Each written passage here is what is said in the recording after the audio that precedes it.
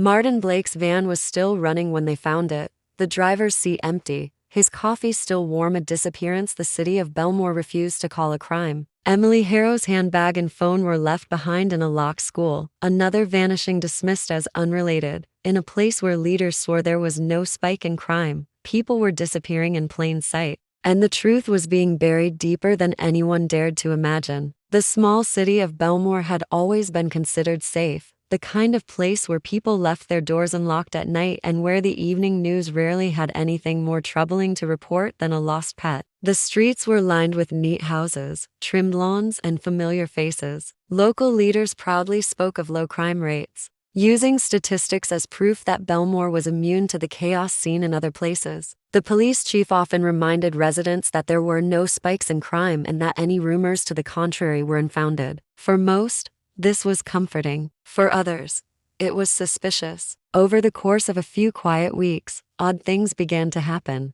A parked car was discovered with its windshield smashed, yet the valuables inside were untouched. In another neighborhood, a row of mailboxes was ripped open, but nothing appeared to be taken. Several residents reported hearing strange noises in the middle of the night, footsteps on gravel, the sound of a gate opening, or a faint tapping on windows. When police were called, officers arrived hours later, finding no trace of trespassers. These events were filed away as harmless pranks or accidents, not recorded as criminal activity. Local shop owners started to notice small but unsettling signs. A bakery found its back door unlocked one morning, despite being certain it had been bolted shut the night before. A hardware store owner discovered that several boxes of nails had been spilled deliberately across the stockroom floor. The most unnerving reports came from people who claimed to see unfamiliar cars parked silently on side streets late into the night. Engines cold, drivers hidden in shadows. No license plates were ever recorded. And by the time anyone worked up the nerve to approach, the vehicles had vanished. The atmosphere in Bellmore began to shift. Neighbors who once chatted easily over fences now locked their gates earlier and kept their blinds drawn. Even so, the official word never changed. The police chief dismissed concerns at a town meeting, stating that isolated incidents did not equal a rise in crime. His words were met with polite nods, but behind closed doors, many residents wondered if the truth was being deliberately hidden. What no one realized was that these strange happenings were not random acts of mischief. They were carefully chosen signals, quiet warnings that something much larger and far more dangerous was already moving in the shadows of their seemingly perfect city. The first real crack in Bellmore's calm image came one chilly Tuesday morning when a delivery van was found idling near the edge of a half-finished construction site. The back doors were locked, and every parcel inside remained untouched. The driver, a man named Martin Blake, was nowhere to be seen. His jacket still hung neatly on the driver's seat,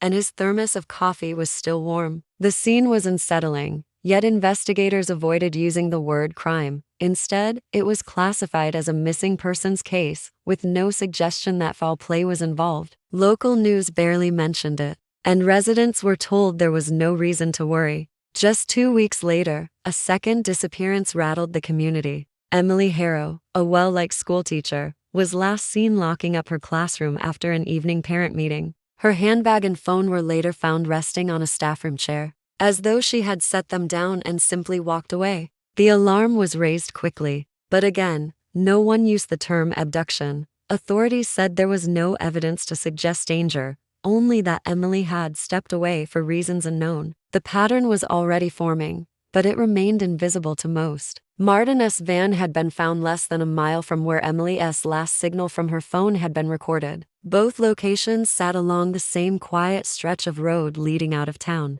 bordered by woods on one side and industrial buildings on the other. Yet these details were left out of the official reports, keeping the public unaware of the link. Those who did notice the similarities felt uneasy speaking up. Bellmore's leadership had worked hard to protect the city's spotless reputation, and anyone who questioned it risked being labeled alarmist. Behind the scenes, a very different reality was taking shape. Someone, or perhaps several people, had learned how to make others vanish without leaving a trace, and they knew exactly how to exploit the town's fear of bad publicity. For the families left behind, the silence was unbearable. Search parties were organized privately, volunteers combing through wooded paths and empty buildings, but nothing was ever found. Days turned into weeks, and the disappearances began to fade from public memory. Without official recognition that a crime had occurred, the cases were treated like unfortunate personal mysteries, not evidence of a predator operating in plain sight. In Bellmore, the absence of proof became the perfect cover for whoever was orchestrating these vanishings.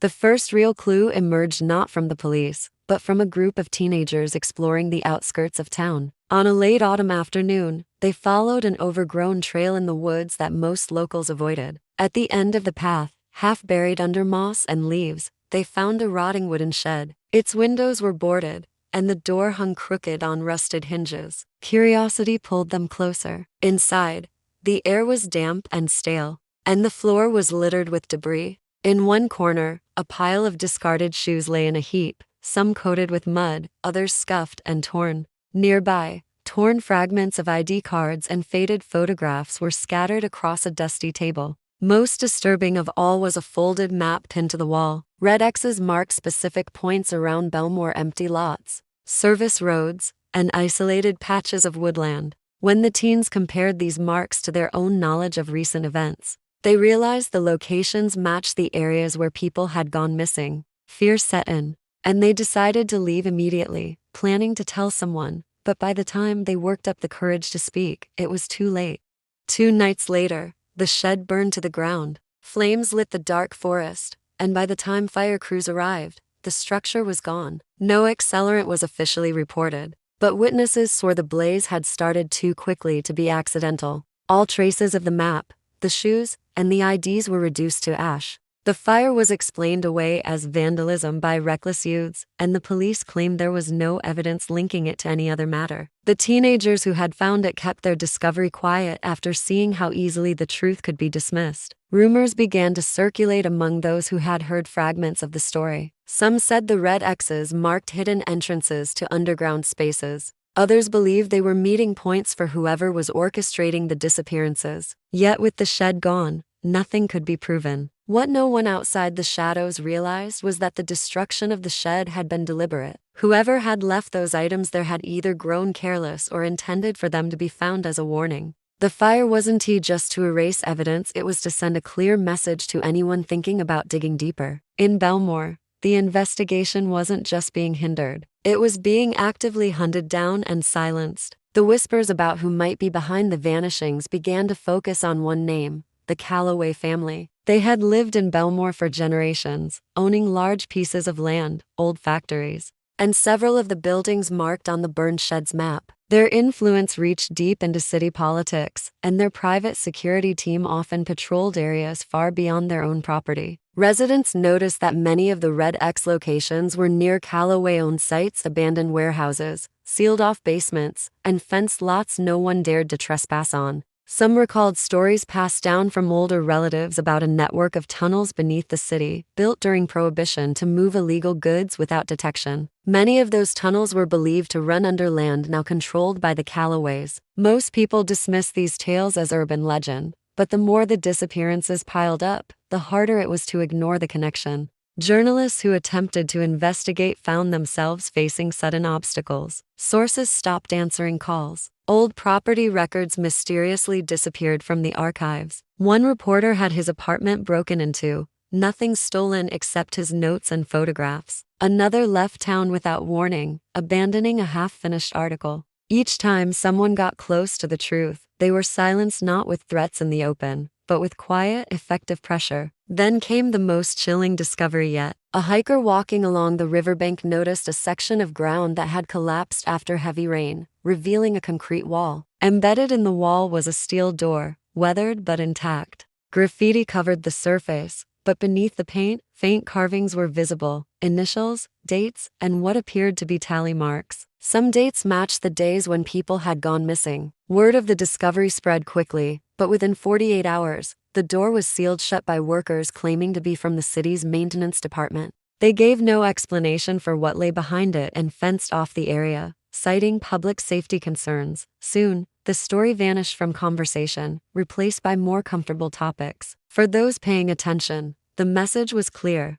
There was something under Bellmore that certain people didn't want exposed. Whether it was the Calloways or someone using their name as a shield, the disappearances were no accident. And with every unanswered question, the city's promise that there was no spike in crime became less of a reassurance and more of a warning in disguise. The storm that finally cracked Bellmore's perfect image came without warning. Heavy rain battered the streets for 3 days, flooding basements and overwhelming the old drainage systems. The river swelled beyond its banks, tearing through the soil along its edges. When the water finally began to recede, it exposed parts of the city that had been hidden for decades. Collapsed ground revealed yawning holes that led deep beneath the streets, opening into a network of damp, crumbling tunnels. Rescue crews searching for stranded residents stumbled across the first underground room by accident. It was small, with stone walls slick from moisture, but inside were objects that froze them in place: purses, watches, and clothing,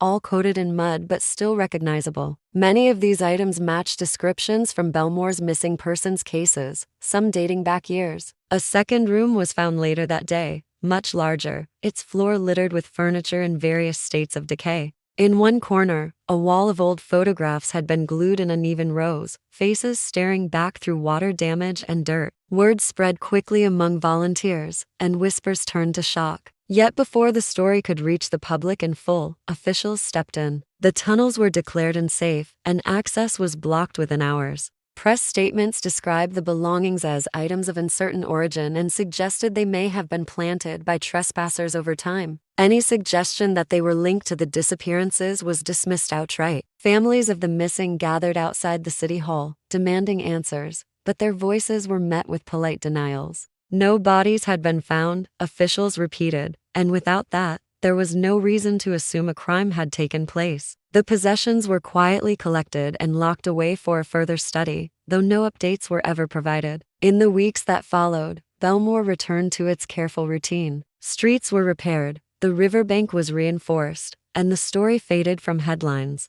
But the tunnels remained beneath the surface, their secrets sealed away once more. For those who had seen the rooms, the truth was clear: the city had been hiding something all along. And the storm had simply peeled back the cover for a moment. The promise that there was no spike in crime was never meant to comfort, it was a shield, protecting the very darkness that had swallowed so many of Bellmore's residents without a trace.